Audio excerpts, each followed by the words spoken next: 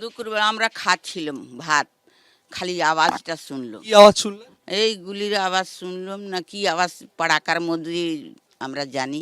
কোন জায়গা থেকে পেলেন? আরে বাড়ির বন্ধে আছি, আবার কোন জায়গা থেকে পেয়েছি, বাইরে মেরেছে ভেতরে মেরেছে সেইটা জানি না। কতগুলো আওয়াজ পেয়েছেন? এই দু তিনটে হবে। তারপরে কি দেখলেন বেরিয়ে এসে? কিছু দেখলি, আমরা তো খাচ্ছি, তো বেরোবো কি করে? কতটা ভয় লাগছিল?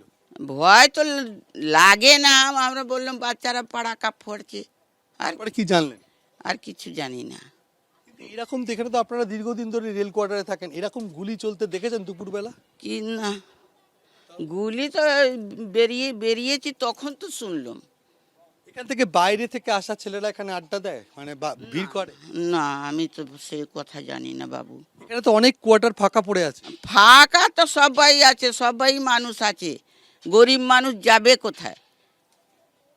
রেলে কোয়ার্টার আছে, ফাঁকা আছে, গরিবরা থাকি, আমরা তো কাজকর্ম করে বাসন টাসন মাজি খাই।